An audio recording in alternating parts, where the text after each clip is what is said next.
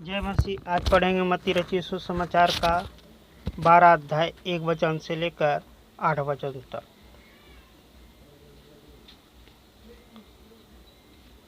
उस समय यीशु सब्त के दिन खेतों में से होकर जा रहे थे और उसके चेलों को भूख लगी तो वे बालों को तोड़कर खाने लगे। फरीसियों ने यह देखकर उससे कहा, देख तेरे चेले यह काम कर रहे हैं जो सब्त के दिन करना उचित नहीं। उसने उससे कहा, क्या तुमने नहीं पढ़ा कि दाऊद ने जब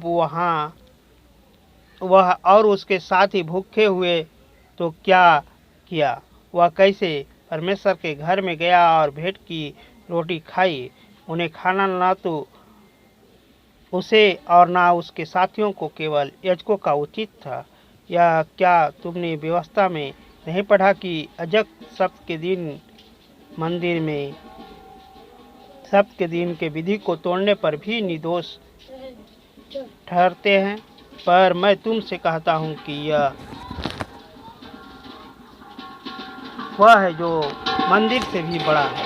यदि तुम उसका अर्थ जानते तो मैं दया से प्रसन्न होता हूँ, बलिदानों से नहीं, तो तुम निर्दोष को दोषी नहीं ठहराते। मनुष्य का पुत्र तो सब्त के भी स्वामी है।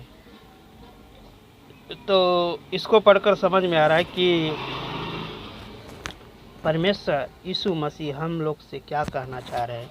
कहना चाह रहे हैं कि हम दया से प्रसन्न होता हूँ, बलिदानों से नहीं। अगर इसका अर्थ तुम समझ जाते तो कि तू मंदिर से भी बड़ा है तो किसी को दोषी नहीं ठहराता, क्योंकि अगर तुम दोषी ठहराते हो दूसरे को तो उसके हृदय में जो परमेश्वर वास करता है वो परमेश्वर को दोषी ठहराता है।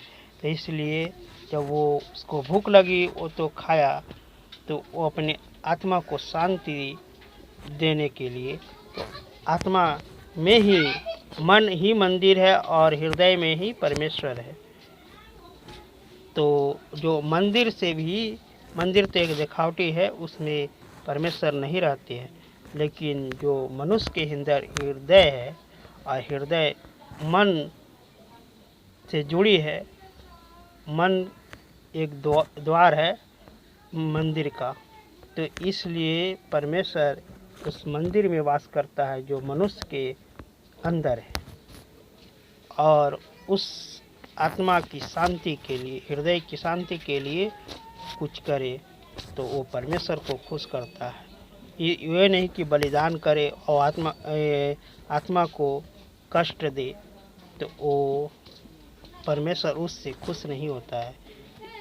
इसलिए हम दया करें, किसी एक दूसरे को दया करते हैं तो उसको अंदर परमेश्वर का निवास है, क्योंकि उसको भूख लगी हो, आत्मा तड़प रहा हो और मैं उसे भोजन देकर उसमें आत्मा को शांति की है तो परमेश्वर को खुश किए हैं।